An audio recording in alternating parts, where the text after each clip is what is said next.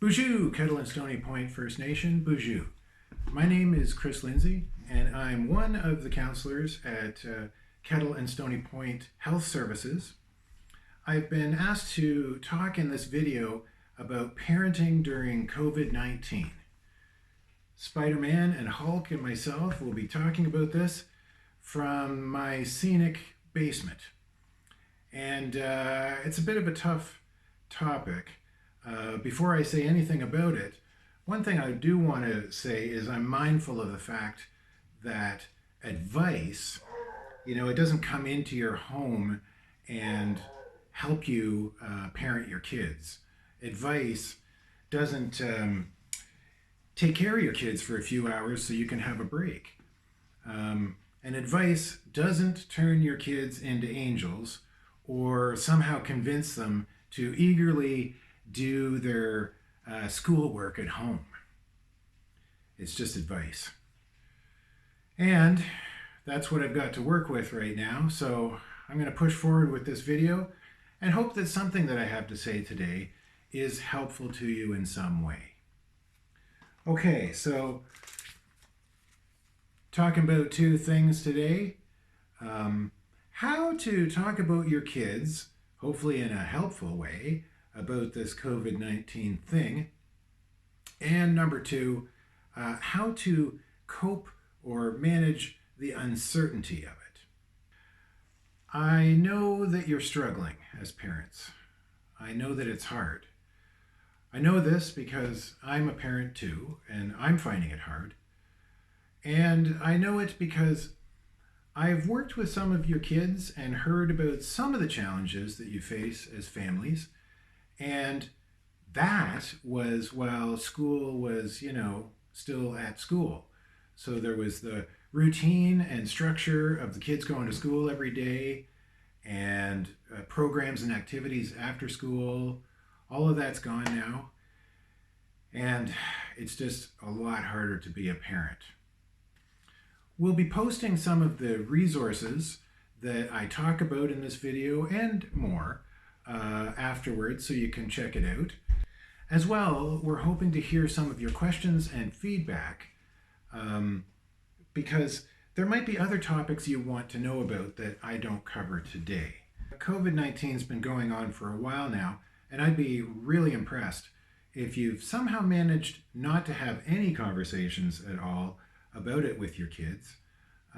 Chances are good that you've talked about it many times with them.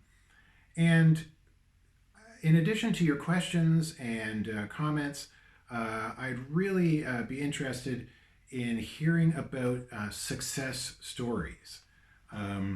It's very possible that parents out there have come up with some clever, solid ideas on how to talk to kids about COVID-19, quite possibly better than anything I'll talk about today. And so if you could let us know about what has worked for you, that would be appreciated and might help others as well. Okay, years ago when I started working with kids, especially young kids, I noticed that I was starting to get a lot of looks, something along the lines of this. And those looks kind of told me without saying anything that the kids were thinking, I hear noises coming out of your mouth, guy, but I don't know what you're talking about. So the first point I want to make is that kids, they think differently than adults. We adults tend to think in abstracts, whereas kids think in concretes. And by concretes, I mean something that you can see, hear, touch, smell, or taste. If we think about the word respect, respect is an abstract. There are no respect trees out there that you can walk up to and pick, a nice ripe respect. Respect is just an idea, and children's brains, especially young children, are not capable of handling abstracts. So if you say to a kid, have some respect, they don't get it. It doesn't compute. On the other hand, if you say to a kid, I want you to use please and thank you, That works because that's concrete. They can hear the words please and thank you, and as they use them, they also see the adults are much happier when they say those words.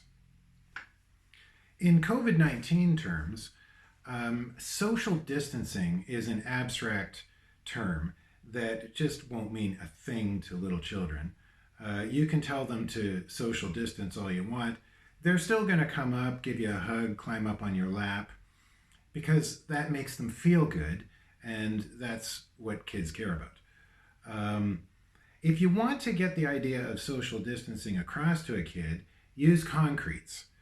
Stand 6 feet apart to them and point to the floor and say, you see the distance there? That's how far we need to stand away from people right now so we won't get sick. To make it even more concrete, you could use some colorful string that's 6 feet long. You could use anything. You could line up 6 feet of spoons on the floor, and that will help the child to understand, okay, that far apart. Washing your hands is another great example. If you've ever watched little kids wash their hands, it's incredible how they can get water and soap all over the walls, all over the floor, and yet somehow their hands are still dirty. So saying to little kids, go wash your hands, and leaving them to do it on their own is really not an effective way to stop the spread of the virus. I went to a first aid course a few years ago, and the instructor had a very clever way of teaching this. You might have seen it. I'm just going to roll up my sleeves here. And he had us put on gloves. I'm going to put on some gloves. And you can use shaving cream for this. You can use paint. I'm going to use some paint so you can see it. It doesn't really matter. And kids don't need gloves because they don't care if they get paint or shaving cream on their hands. They probably prefer without. So some paint here, a little blob. And the instructor said to us, okay, now wash your hands the way you would normally. So here I go. I wash my hands the way I normally would, at least at the time.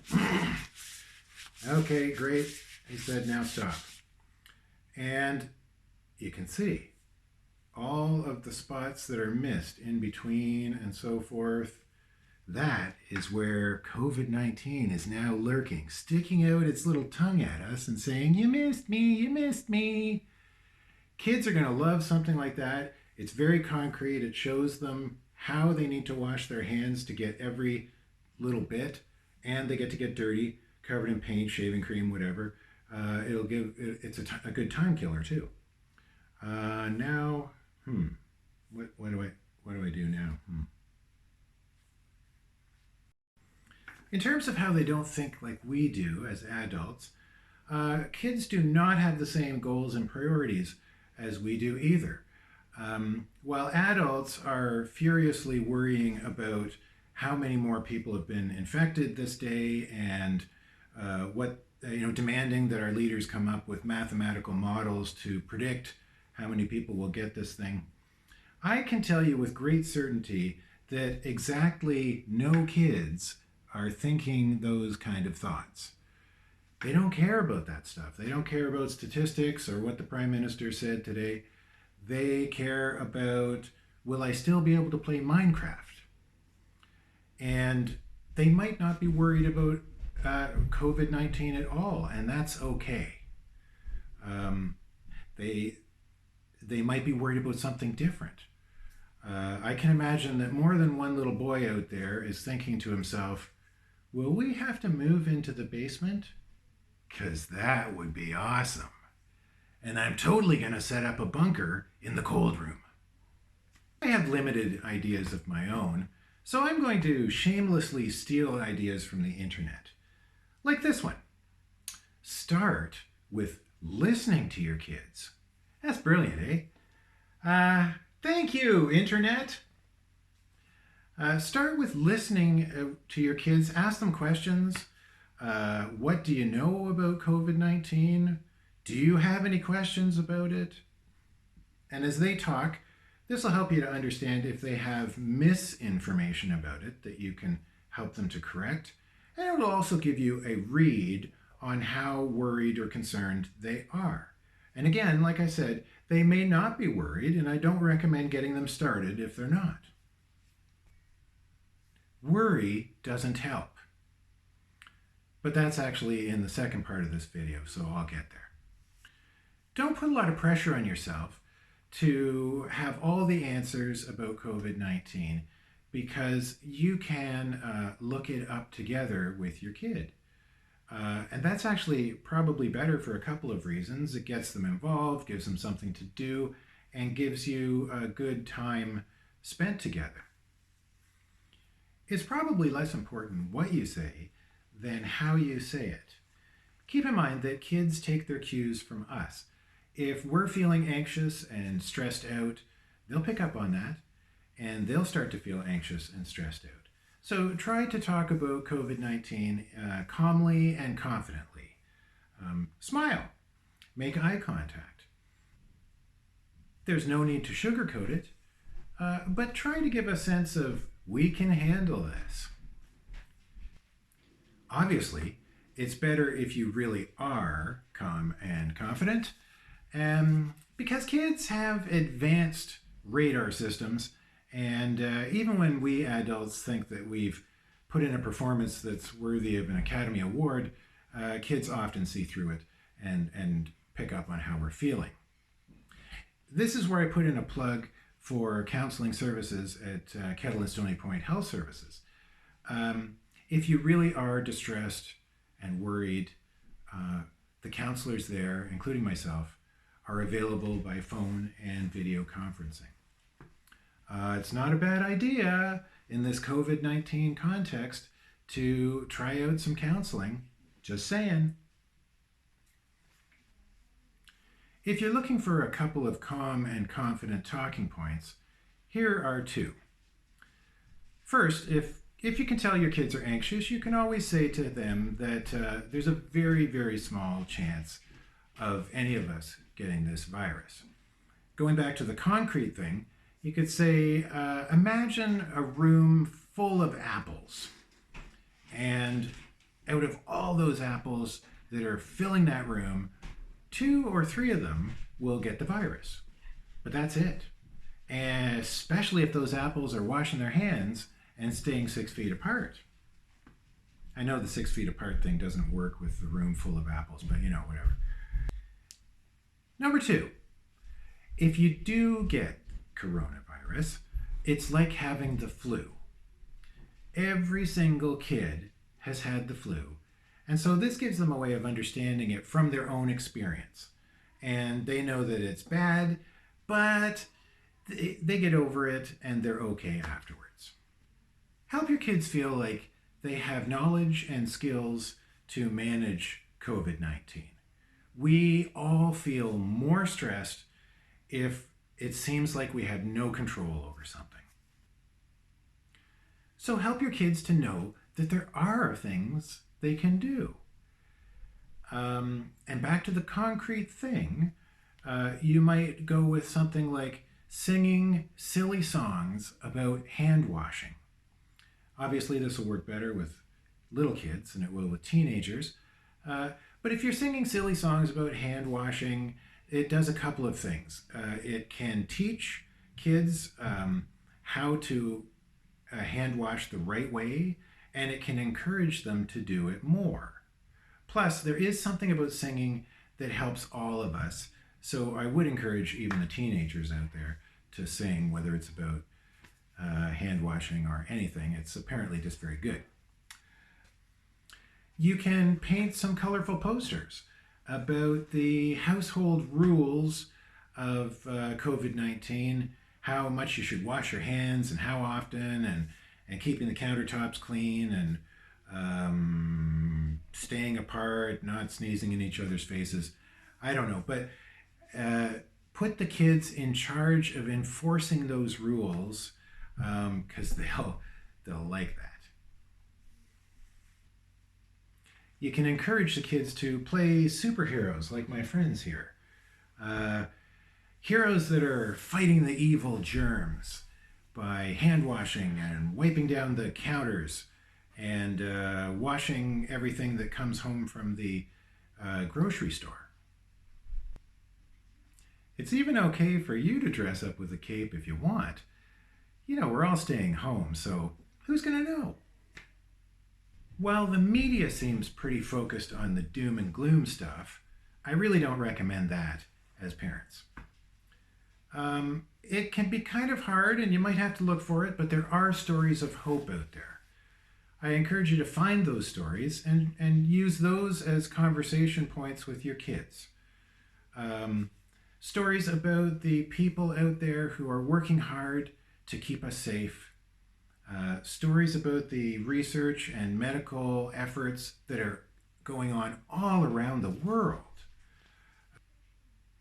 Because remember, kids need to feel safe and secure. Just saying, oh, don't worry about it, doesn't do much. But helping them to know they can have skills like washing things, telling them about stories of people who are working hard to protect them. These are the kind of things that help kids to feel safe. I started with listening and I'll end with it because it's that important. Listening to your kids is so important here. If they are feeling anxious or sad or scared or angry, that's okay, that's normal, and I think it helps to tell them that what they're feeling is normal and okay. I don't recommend saying, you're fine, and shrugging it off, even though I admit, as a parent, I have done that. It's better if we invite our kids to talk about it. Say, would you like to talk about that? And if they don't, that's okay too. Just the fact that you've invited them to let your child know that you're interested, and they might not want to talk about it at the time, but they then know that later they can. Like I said, we're going to post some resources and links to articles that cover what I've been talking about and a lot more in much more detail than I can in one video. So please check those out after I'm done.